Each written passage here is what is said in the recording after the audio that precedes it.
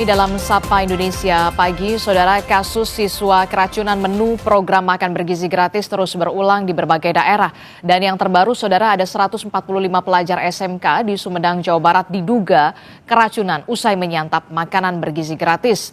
Ahli gizi Tan Shot Yeng mendorong alokasi menu lokal 80% dari menu MBG.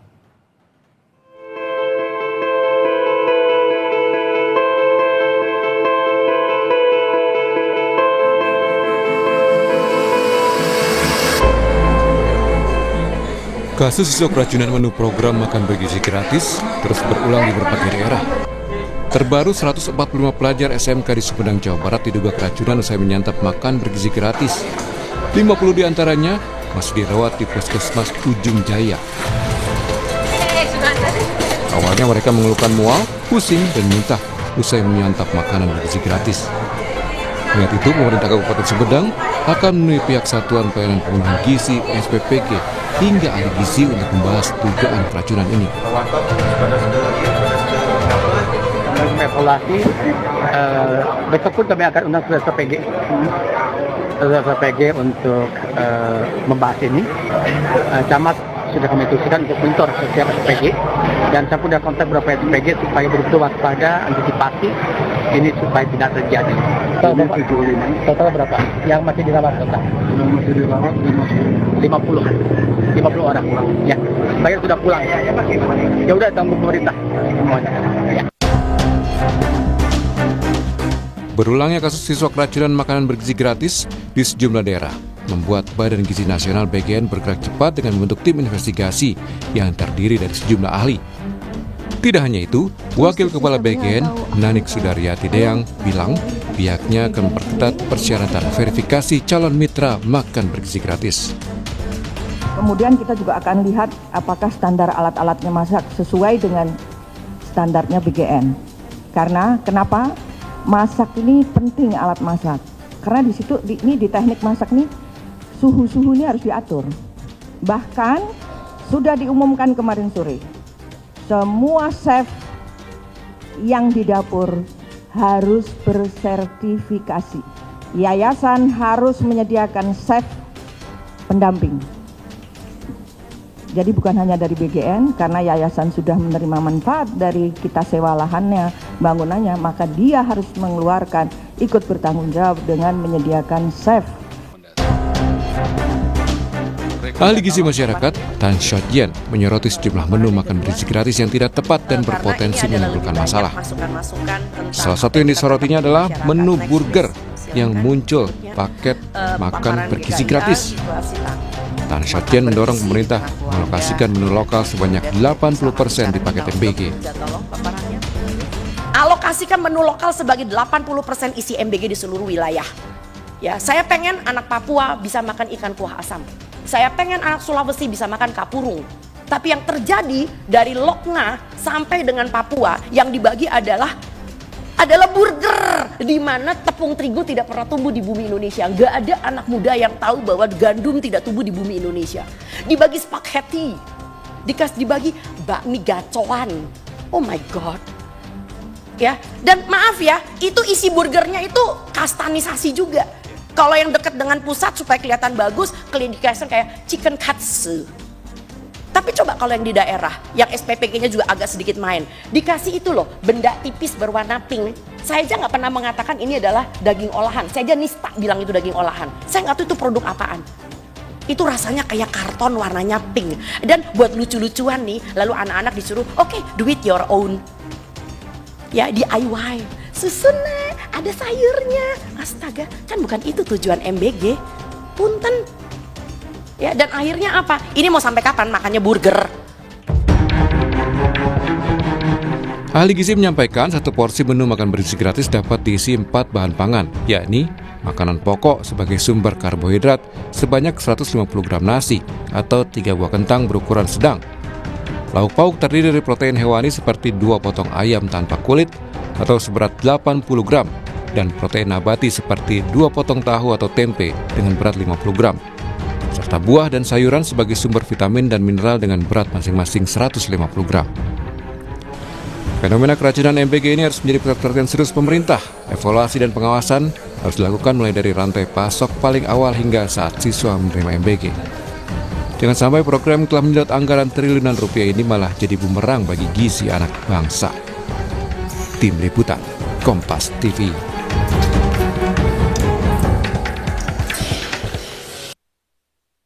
Saudara, keracunan menu makan bergizi gratis terus terulang di berbagai daerah di Indonesia. Lantas seperti apa sebenarnya menu makan bergizi gratis yang sesuai?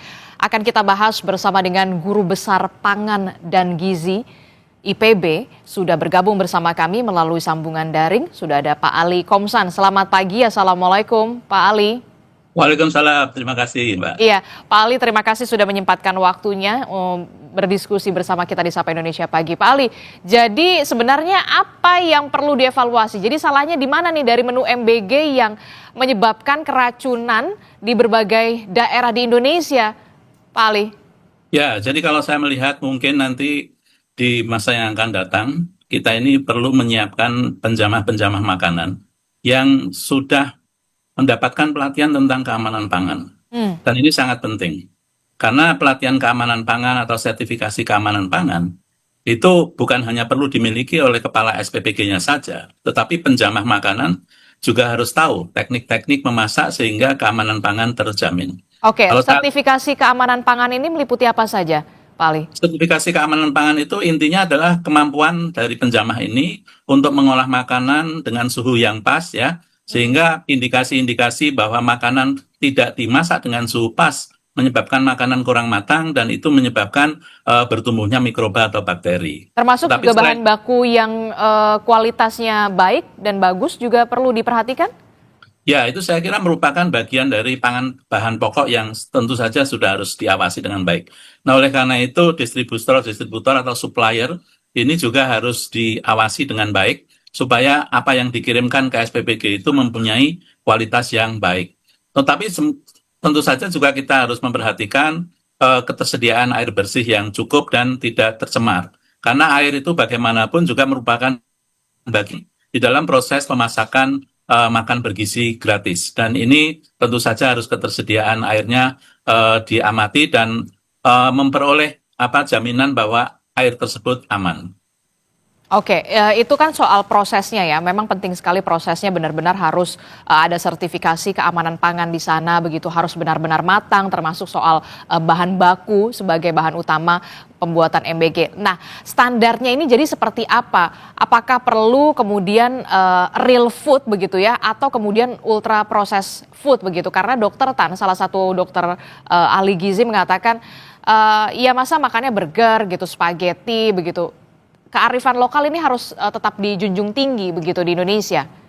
Sangat baik bahwa MBG ini mengutamakan pangan lokal karena ini intinya adalah juga sebagian dari pemberdayaan UMKM yang ada di daerah-daerah sehingga ekonomi bergerak dengan maksimal. Saya ingat program PMTAS dulu ya, program makanan tambahan untuk anak sekolah, itu juga mewajibkan pangan lokal sebagai pangan utama yang disajikan di dalam PMTAS sehingga pada saat itu penggunaan terigu itu benar-benar sangat-sangat dibatasi karena kita mengetahui kita tidak menghasilkan terigu ya, tetapi kalau menghasilkan burger dagingnya saja itu tentu bagian dari apa yang bisa diakses oleh MBG ya. Jadi misalnya proses pemasakan ayam ya, kalau dia menggunakan chicken katsu itu ada tepungnya tapi sedikit, ayamnya tetap dalam jumlah yang banyak. Sehingga penggunaan tepung itu benar-benar dibatasi sebagai produk yang memang tidak bisa ditumbuhkan di Indonesia.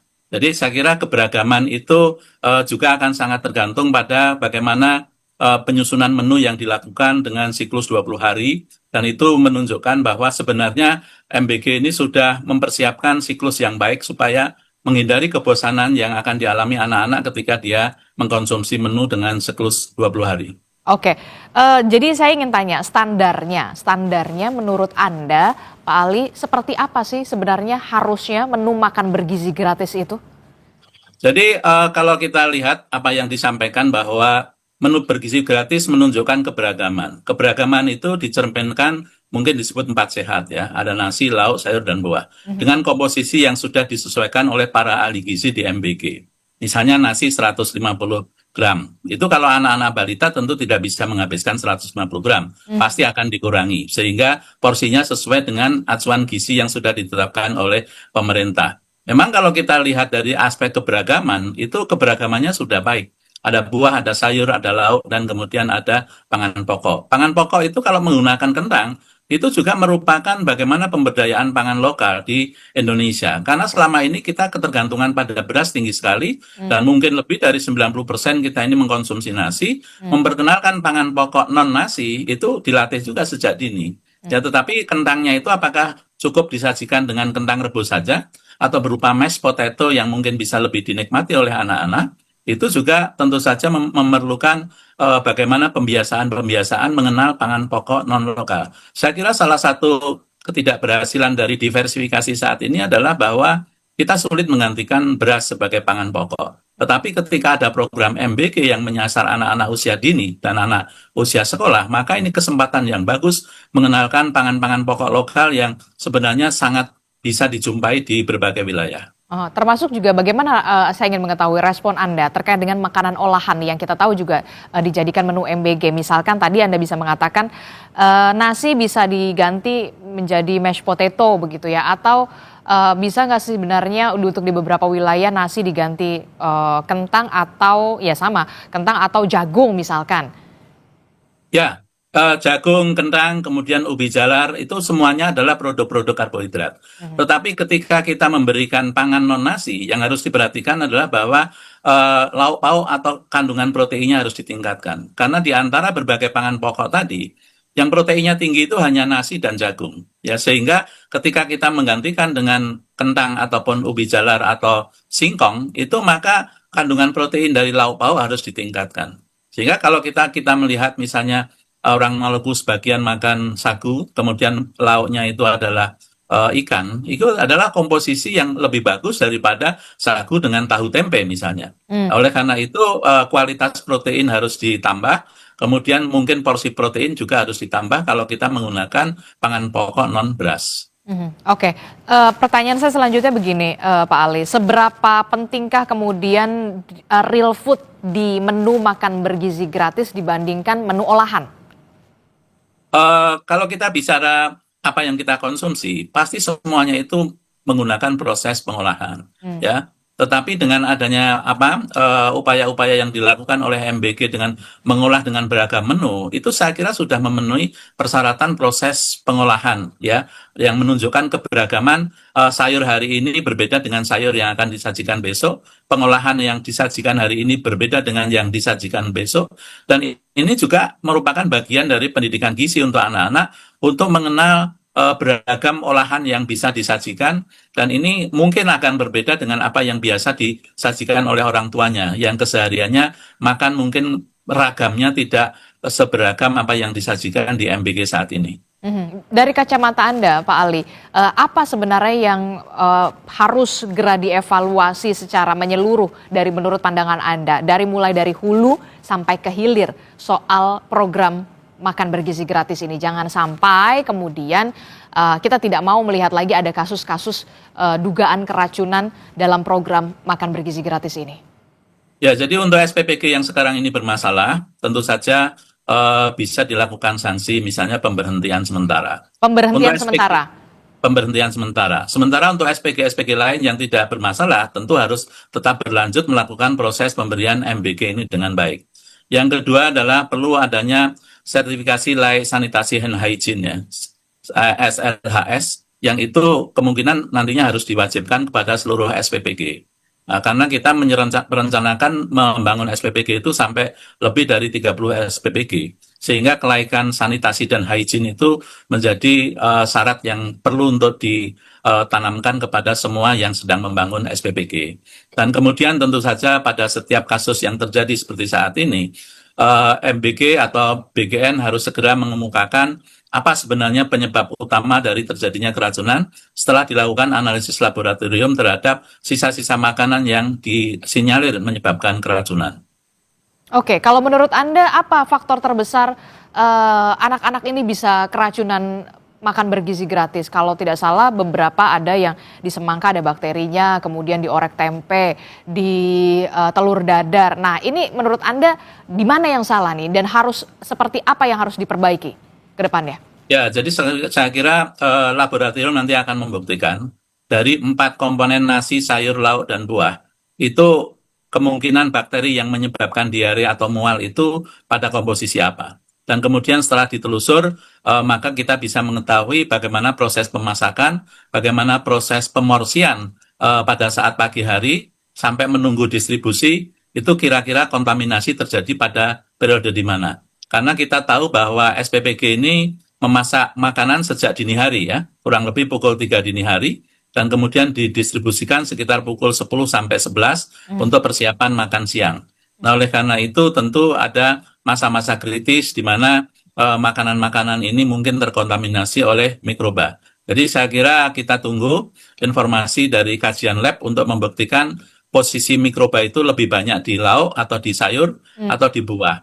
Nah, untuk buah-buahan tentu saja sebenarnya pemilihan buah-buahan berkulit yang saat ini sudah dilakukan itu sudah sesuai. Misalnya kita memilih pisang daripada semangka yang diiris-iris ya. Karena semangka yang diiris-iris itu akan mudah basi. Sehingga itu menyebabkan aroma yang tidak enak, kemudian rasa asam dan sebagainya. Tetapi dengan memberikan pisang itu oke. Kemarin ditemukan salak tetapi ada ulatnya. Kalau saya melihat itu saya kira SPPG memang tidak bisa mengontrol salak itu ketika di dalam masih ada kulitnya. Kita tidak tahu di dalamnya seperti apa. Jadi saya kira itu minor lah ya menurut saya ya. Tapi pilih buah-buahan yang berkulit itu menurut saya masih lebih aman daripada buah yang kemudian dikupas dan disajikan 3-4 jam kemudian. Oke, terakhir Pak Ali, masukan seperti apa yang ingin Anda sampaikan kepada pemerintah terkait dengan proyek makan atau program makan bergizi gratis ini? Ya, saya kira menyediakan makanan untuk 3.000 siswa ini merupakan tugas yang luar biasa, memerlukan pemikiran dan kehati-hatian ya. Sehingga apakah kita ini berpikir penyeragaman SPPG dengan 3.000 porsi di seluruh Indonesia itu merupakan hal yang memang pantas dilakukan atau perlu ada alternatif-alternatif lain sehingga keseragaman itu tidak ditentukan oleh pusat bahwa semuanya harus 3.000 porsi setiap hari. Sehingga saya berpikir tentang adanya small scale SPPG yang bisa melayani dalam jumlah yang lebih sedikit, mengingat bahwa geografi Indonesia ini ada wilayah-wilayah terpencil, ada wilayah-wilayah kota metropolitan, yang semuanya mungkin memerlukan perlakuan yang berbeda. Oke, baik. Kita tentu saja berharap ada evaluasi yang secara menyeluruh begitu ya, dan nantinya akan ada perbaikan supaya program makan bergizi gratis ini tetap berjalan begitu ya sampai selesai periode, dan tentu saja untuk menciptakan atau mewujudkan Indonesia